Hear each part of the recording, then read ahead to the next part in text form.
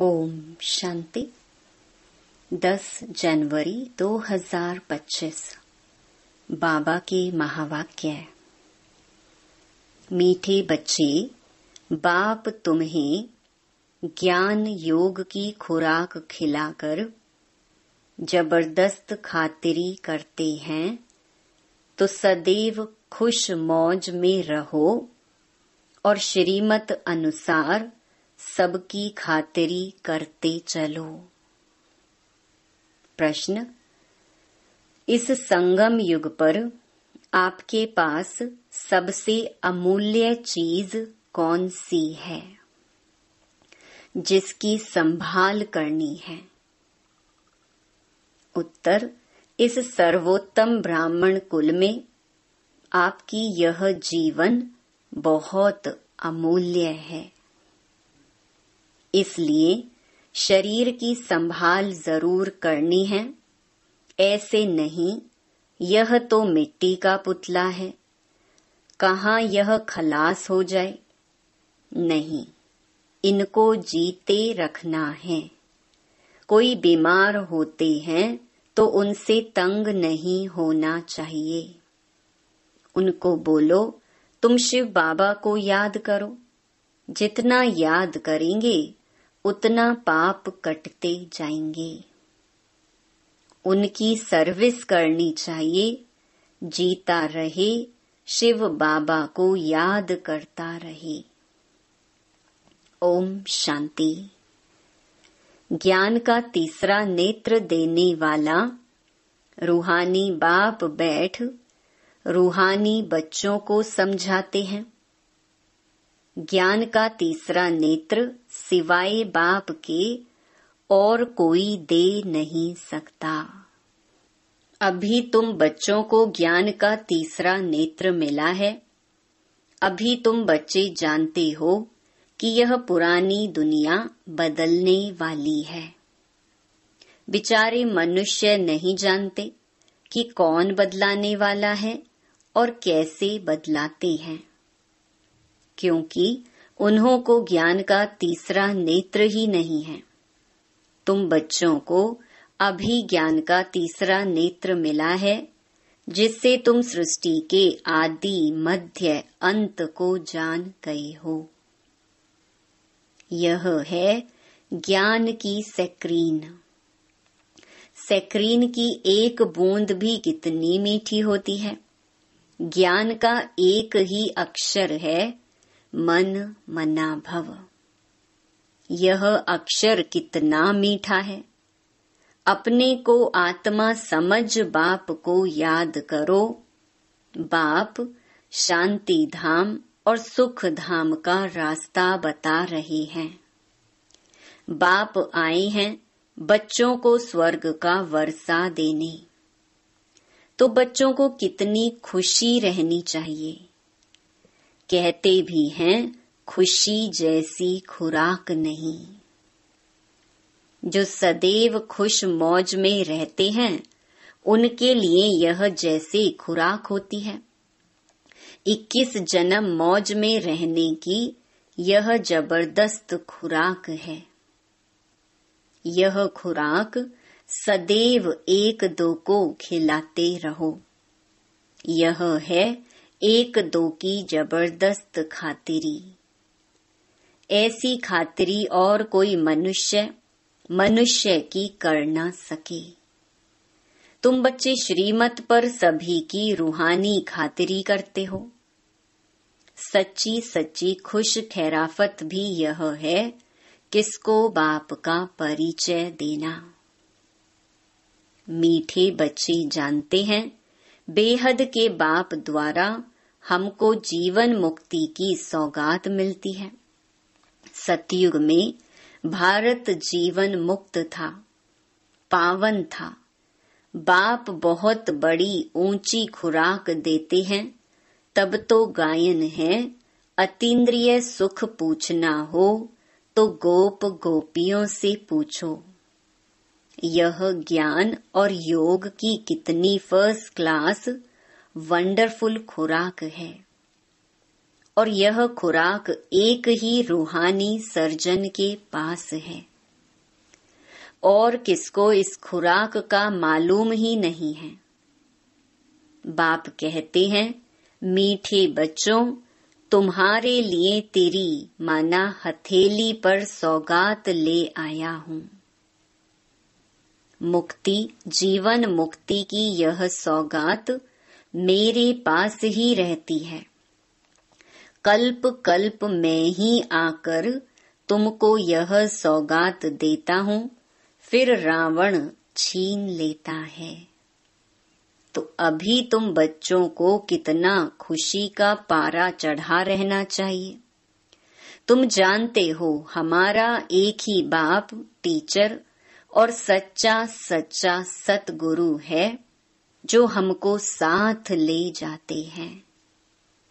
Most beloved बाप से विश्व की बादशाही मिलती है। यह कम बात है क्या?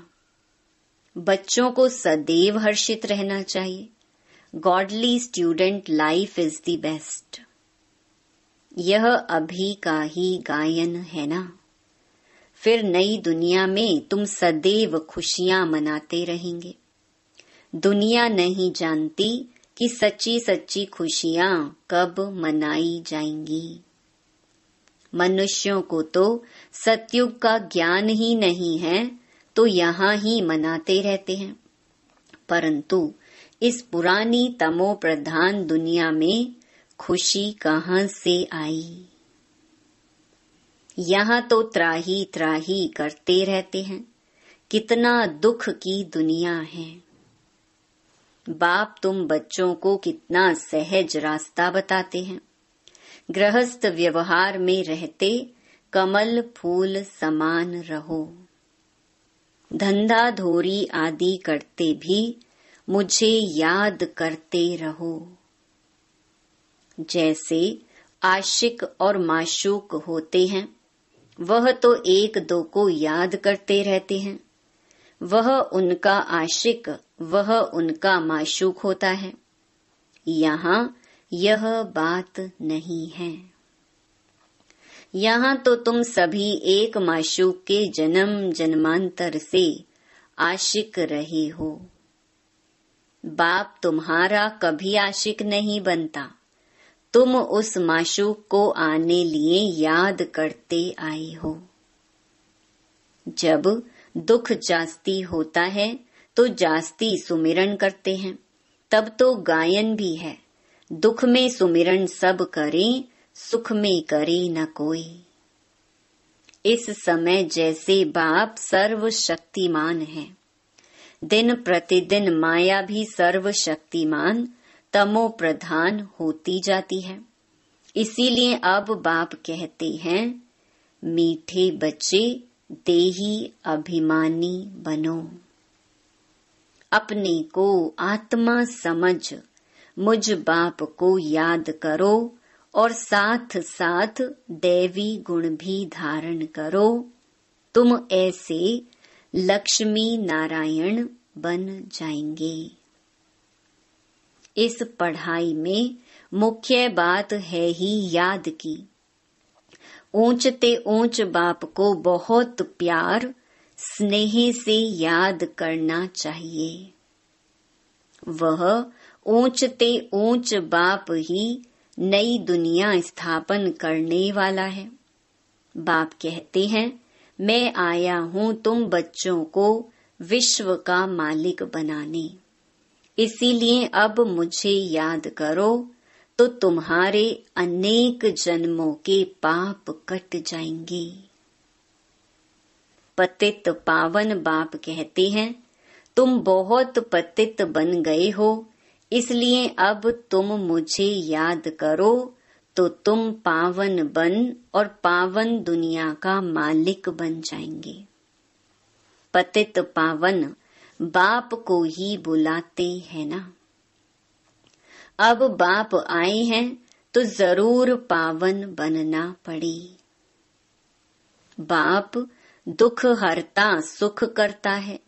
बरोबर सतयुग में पावन दुनिया थी तो सभी सुखी ही थे। अब बाप फिर से कहते हैं, बच्चे शांति धाम और सुख धाम को याद करते रहो। अभी है संगम युग, खिवैया तुमको इस पार से उस पार ले जाते हैं। नैया कोई एक नहीं, सारी दुनिया जैसे एक बड़ा जहाज है, उनको पार ले जाते हैं। तुम मीठे बच्चों को कितनी खुशियां होनी चाहिए, तुम्हारे लिए तो सदैव खुशी ही खुशी है। बेहद का बाप हमको पढ़ा रहे हैं, वाह, यह तो कभी भी न सुना न पढ़ा। भगवानुवाच, मैं तुम रूहानी बच्चों को राजयोग सिखा रहा हूँ। तो पूरी रीति सीखना चाहिए, धारणा करनी चाहिए, पूरी रीति पढ़ना चाहिए। पढ़ाई में नंबरवार तो सदैव होते ही हैं। अपने को देखना चाहिए, मैं उत्तम हूँ, मध्यम हूँ व कनिष्ठ हूँ। बाप कहते हैं, अपने को देखो, मैं ऊंच पद पाने के लायक हूँ, रूहानी सर्विस करता हूँ। क्योंकि बाप कहते हैं, बच्चे सर्विसेबल बनो, फॉलो करो। मैं आया ही हूँ सर्विस के लिए, रोज सर्विस करता हूँ, इसलिए ही तो यह रथ लिया है। इनका रथ बीमार पड़ जाता है तो मैं इनमें बैठ मुरली लिखता हूँ। मुख से तो बोल नहीं सकते तो मैं लिख देता हूँ, ताकि बच्चों के लिए मुरली मिस ना हो। तो मैं भी सर्विस पर हूँ ना। यह है रूहानी सर्विस। तो तुम बच्चे भी बाप की सर्विस में लग जाओ, ऑन गॉड फादरली सर्विस। जो अच्छा पुरुषार्थ करते हैं, अच्छी सर्विस करते हैं, उनको महावीर कहा जाता है। देखा जाता है कौन महावीर हैं, जो बाबा के डायरेक्शन पर चलते हैं। बाप का फरमान है, अपने को आत्मा समझ भाई भाई देखो। इस शरीर को भूल जाओ। बाबा भी शरीर को नहीं देखते हैं। बाप कहते हैं, मैं आत्माओं को देखता हूँ। बाकी यह तो ज्ञान है कि आत्मा शरीर बिगर बोल नहीं सकती। मैं भी इस शरीर में आया हूँ, लोन लिया हुआ है। शरीर साथ ही आत्मा पढ़ सकती है। बाबा की बैठक यहाँ भ्रकुटी में है। यह है अकाल तख्त। आत्मा अकाल मूर्त है। आत्मा कब छोटी बड़ी नहीं होती है, शरीर छोटा बड़ा होता है। जो भी आत्माएं हैं, उन सभी का तख्त यह भ्रकुटी है। शरीर तो सभी के भिन्न भिन्न होते हैं। किसका अकाल तख्त पुरुष का है, किसका अकाल तख्त स्त्री का है, किसका अकाल तख्त बच्चे का है। बाप बैठ बच्चों को रूहानी ड्रिल सिखलाते हैं। जब कोई से बात करो तो पहले अपने को आत्मा समझो। हम आत्मा फलाने भाई से बात करते हैं। बाप का पैगाम देते हैं कि शिव बाबा को याद करो। याद से ही जंग उतरनी है। सोने में जब अलॉय पड़ती है तो सोने की वैल्यू ही कम हो जाती है। तुम आत्माओं में भी जंग पड़ने से तुम वैल्यूलेस हो गए हो। अब फिर पावन बनना है। तुम आत्माओं को अब ज्ञान का तीसरा नेत्र मिला है। उस नेत्र से अपने भाइयों को देखो। भाई भाई को देखने से कर्मेंद्रियां चंचल नहीं होंगी। राज्य भाग्य लेना है, विश्व का मालिक बनना है, तो यह मेहनत करो। भाई भाई समझ सभी को ज्ञान दो, तो फिर यह टेव आदत पक्की हो जाएगी। सच्चे सच्चे ब्रदर्स तुम सभी हो। बाप भी ऊपर से आए हैं, तुम भी आए हो। बाप बच्चों सहित सर्विस कर रहे हैं। सर्विस करने की बाप हिम्मत देते हैं। हिम्मते बच्चे, मददे बाप। तो यह प्रैक्टिस करनी है। मैं आत्मा भाई को पढ़ाता हूँ, आत्मा पढ़ती है ना। इसको स्पिरिचुअल नॉलेज कहा जाता है, जो रूहानी बाप से ही मिलती है। संगम पर ही बाप आकर यह नॉलेज देते हैं कि अपने को आत्मा समझो। तुम नंगे आए थे, फिर यहाँ शरीर धारण कर तुमने 84 जन्म पार्ट बजाया है। अब फिर वापस चलना है, इसलिए अपने को आत्मा समझ भाई भाई की दृष्टि से देखना है। यह मेहनत करनी है, अपनी मेहनत करनी है, दूसरे में हमारा क्या जाता। चैरिटी बिगिंस एट होम, अर्थात पहले खुद को आत्मा समझ फिर भाइयों को समझाओ, तो अच्छी रीति तीर लगेगा। यह जौहर भरना है, मेहनत करेंगे तब ही ऊंच पद पाएंगे। इसमें कुछ सहन भी करना पड़ता है। जब कोई उल्टी सुल्टी बात बोले तो तुम चुप रहो। तुम चुप रहेंगे तो फिर दूसरा क्या करेगा। ताली 2 हाथ से बजती है। एक ने मुख की ताली बजाई, दूसरा चुप कर दे तो वह आपे ही चुप हो जाएंगे। ताली से ताली बजने से आवाज हो जाता है। बच्चों को 1-2 का कल्याण करना है। बाप समझाते हैं, बच्चे सदैव खुशी में रहने चाहते हो तो मन मना भव। अपने को आत्मा समझ बाप को याद करो। भाइयों, आत्माओं तरफ देखो। तो बच्चों को रूहानी यात्रा पर रहने की आदत डालनी है। तुम्हारे ही फायदे की बात है। बाप की शिक्षा भाइयों को देनी है। बाप कहते हैं, मैं तुम आत्माओं को ज्ञान दे रहा हूँ, आत्माओं को ही देखता हूँ। मनुष्य से बात करेंगे तो उनके मुंह को देखेंगे ना। तुम आत्मा से बात करते हो तो आत्मा को ही देखना है। भल शरीर द्वारा ज्ञान देते हो, परंतु इसमें शरीर का भान तोड़ना होता है। तुम्हारी आत्मा समझती है, परमात्मा बाप हमको ज्ञान दे रहे हैं। बाप भी कहते हैं, आत्माओं को देखता हूँ। आत्माएं भी कहती, हम परमात्मा बाप को देख रहे हैं, उनसे नॉलेज ले रहे हैं। इसको कहा जाता है स्पिरिचुअल ज्ञान की लेन देन। आत्मा की आत्मा के साथ। आत्मा में ही ज्ञान है, आत्मा को ही ज्ञान देना है। यह जैसे जौहर है। तुम्हारे ज्ञान में यह जौहर भर जाएगा तो किसको भी समझाने से झट तीर लग जाएगा। बाप कहते हैं, प्रैक्टिस करके देखो, तीर लगता है ना। यह नई टेव डालनी है तो फिर शरीर का भान निकल जाएगा। माया के तूफान कम आएंगे, बुरे संकल्प नहीं आएंगे, क्रिमिनल आई भी नहीं रहेगी। हम आत्मा ने 84 का चक्कर लगाया, अब नाटक पूरा होता है। अब बाबा की याद में रहना है। याद से ही तमो प्रधान से सतो प्रधान बन, सतो प्रधान दुनिया के मालिक बन जाएंगे। कितना सहज है। बाप जानते हैं, बच्चों को यह शिक्षा देना भी मेरा पार्ट ही है। कोई नई बात नहीं। हर 5000 वर्ष बाद हमको आना होता है। मैं बंधाएमान हूँ।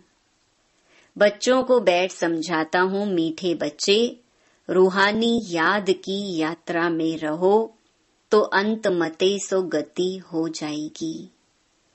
यह अंत काल है ना। मामेकम याद करो तो तुम्हारी सद्गति हो जाएगी। याद की यात्रा से पाया मजबूत हो जाएगा। यह देही अभिमानी बनने की शिक्षा एक ही बार तुम बच्चों को मिलती है। कितना वंडरफुल ज्ञान है।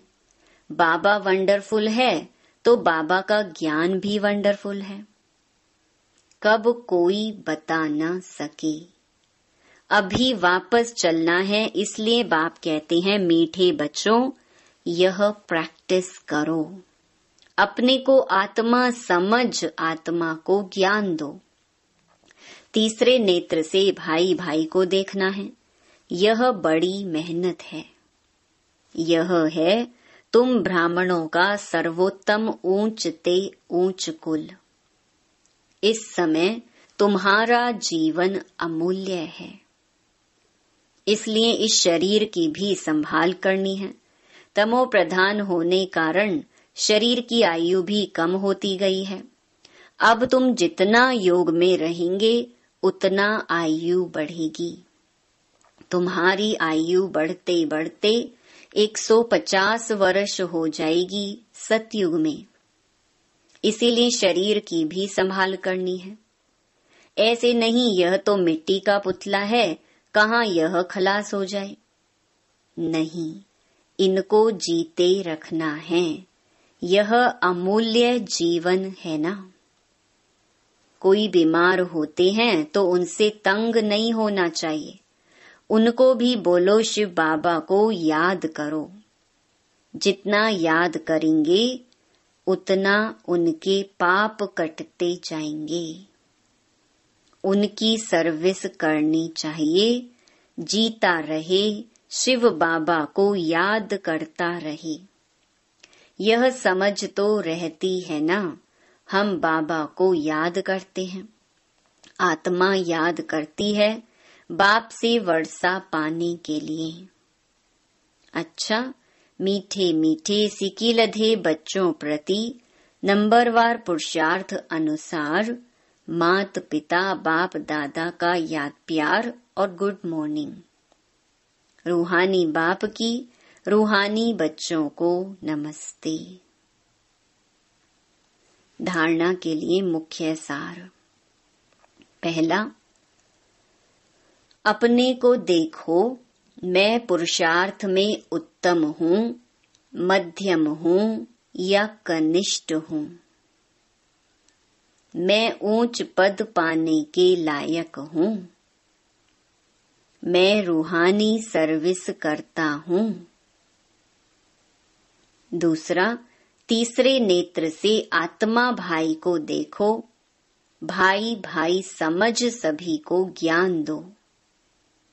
आत्मिक स्थिति में रहने की आदत डालो तो कर्मेंद्रियां चंचल नहीं होंगी। वरदान, ब्रह्मा बाप समान महात्याग से महान भाग्य बनाने वाले फरिश्ता सो विश्व महाराजन भव। फरिश्ता सो विश्व महाराजन बनने का वरदान उन्हीं बच्चों को प्राप्त होता है जो ब्रह्मा बाप के हर कर्म रूपी कदम के पीछे कदम उठाने वाले हैं। जिनका मन बुद्धि संस्कार सदा बाप के आगे समर्पित है। जैसे ब्रह्मा बाप ने इसी महात्याग से महान भाग्य प्राप्त किया, अर्थात नंबर 1 संपूर्ण फरिश्ता और नंबर 1 विश्व महाराजन बने, ऐसे फॉलो फादर करने वाले बच्चे भी महान त्यागी व सर्वस्व त्यागी होंगे। संस्कार रूप से भी विकारों के वंश का त्याग करेंगे। स्लोगन, अभी सब आधार टूटने हैं, इसलिए एक बाप को अपना आधार बनाओ। अपनी शक्तिशाली मनसा द्वारा सकाश देने की सेवा करो। इतनी सारी प्रकृति को परिवर्तन करना, तमोगुणी संस्कारों वाली आत्माओं के तमोगुणी वाइब्रेशंस को बदलना और स्वयं को भी ऐसे खूने नाहिक वायुमंडल के वाइब्रेशन से सेफ रखना तथा उन आत्माओं को सहयोग देना, इस विशाल कार्य के लिए मनसा को शुभ भावनाओं से संपन्न शक्तिशाली बनाओ। ओम शांति।